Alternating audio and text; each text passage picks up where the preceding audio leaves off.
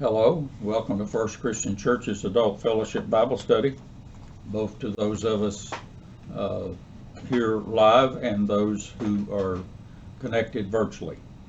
Today's class focuses on all of chapter 11 and continues on into verse 17 of chapter 12. Hebrews, and this material primarily deals with faith. What is faith is defined here in this. It gives some examples of faith from the Old Testament. And these are the issues that the Hebrew author addresses here in chapter 11 and 12, early part of 12 anyway. I will forego the oral reading of that material because it's quite long and concentrate on describing what the scholars tell us this means. Dr. Peter T. O'Brien, an Anglican scholar, in his compendium on Hebrews, says that this has been the most beloved chapter of Hebrews by Christians historically because it deals with faith. Dr. Fred Craddock taught this is the place that I send preachers when they need to focus on the twin topics of faith and endurance, and especially when they want to connect it to the forebearers of the faith. In the opening two verses, Hebrews says, faith is assurance of things hoped for, the conviction of certainty for things not seen. Dr. Eugene Boring at Bright Divinity taught that this is not a definition per se, even though we often use it as such, he says. He said, do not lose the author's focus here. It is clearly eschatological and not in the present state.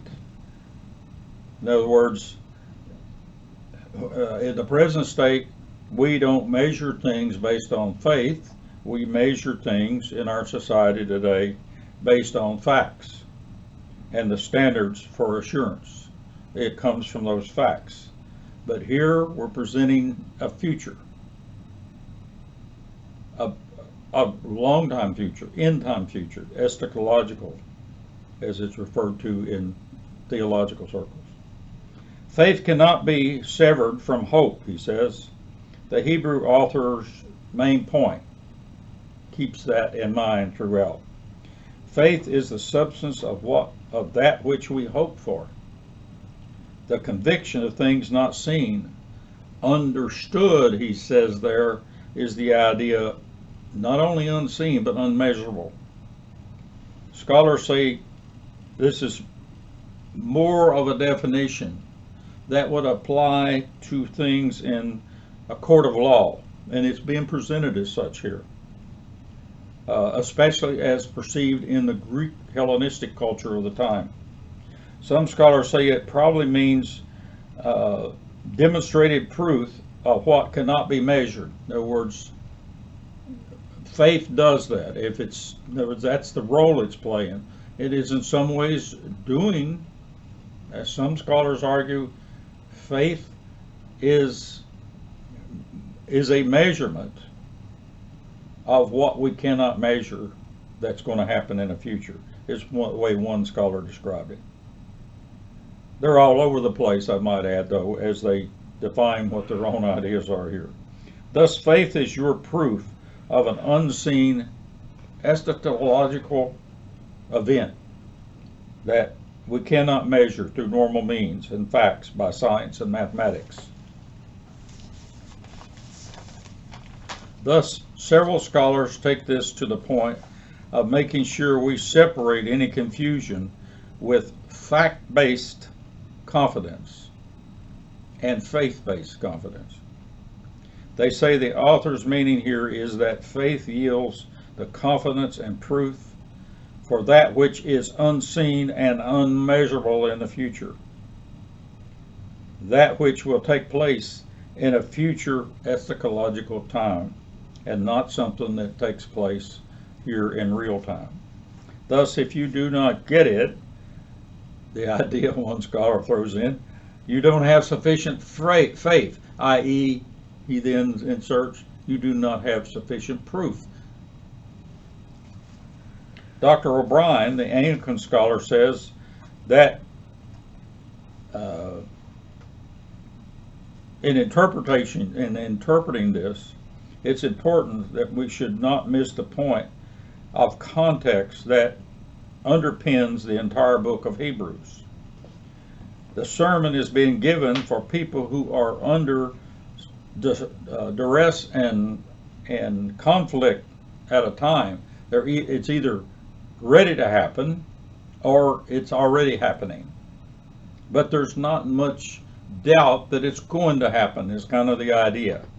There may be a question as to when, but not if, that they will see this duress and conflict. It was not presented in a time of great peace and comfort for the audience, like it might be while we're reading.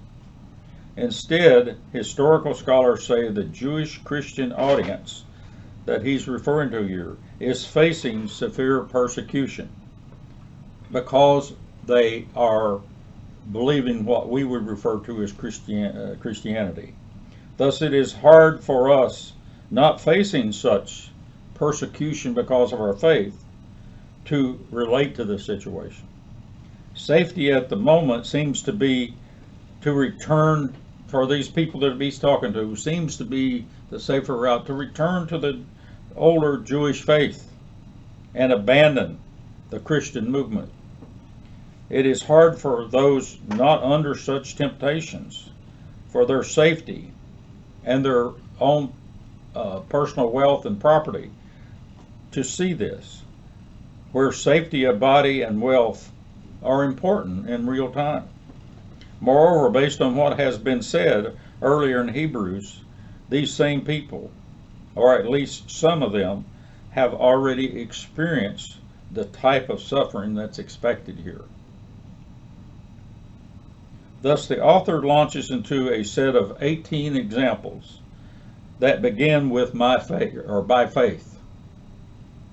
These are examples from the Old Testament where the person or people were obedient to God's will in their actions, yet they had no factual data to point them there. They could not see or predict the future based on their present knowledge. Thus they reacted, driven by faith of what they could not see based on the realities. They chose their faith to predict the realities of the future. However, we also must not miss something that is not here. Many scholars point out that the Hellenistic thinking, Plato's thinking, if you will, of the time, has had a significant influence on this author and these people hearing this. And his teaching was that the visible and experienced world that you live in can be used to help you derive predictions of what the future world is going to bring.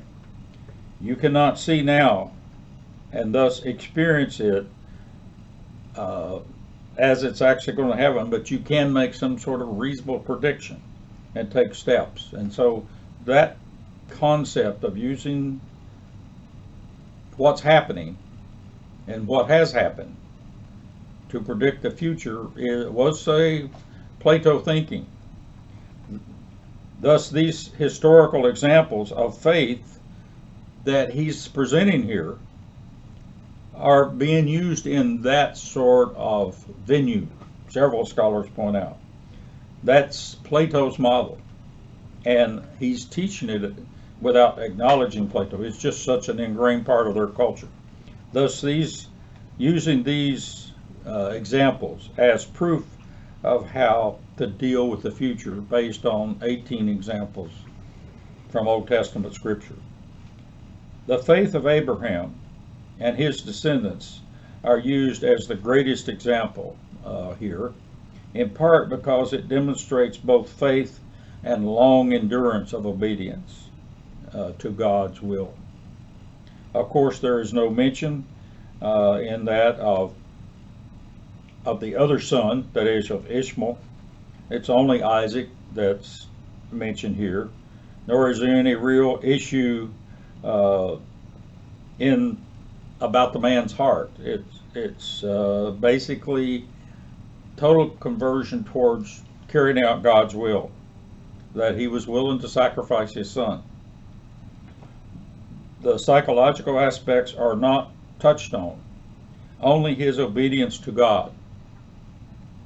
So some of the other ramifications that humans would realistically be experiencing are not touched on at all. And therefore, many modern scholars especially have trouble with it because they feel it's too focused on a single aspect. Related examples of obedience are in that same area, where the obedience of Abel and Enoch and Noah. He uses Moses as an example of faithful servant of God. As he tells his story, it is that Moses is always acting based on faith.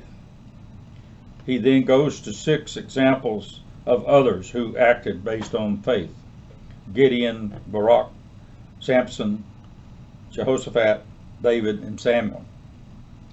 He mentions only 2 women, however, Sarah and Rahab, essentially more or less related to the idea that they had faith in Israel's God, regardless of how ridiculous the plans seemed to appear at the time and moment.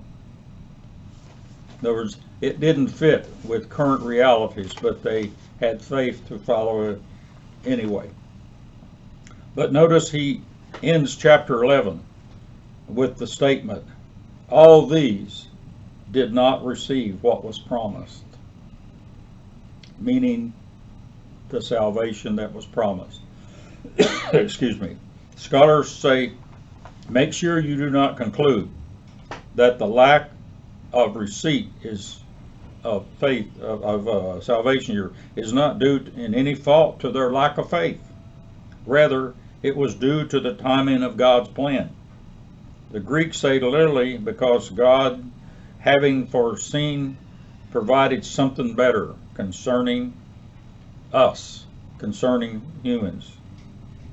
The other wasn't working, say other scholars.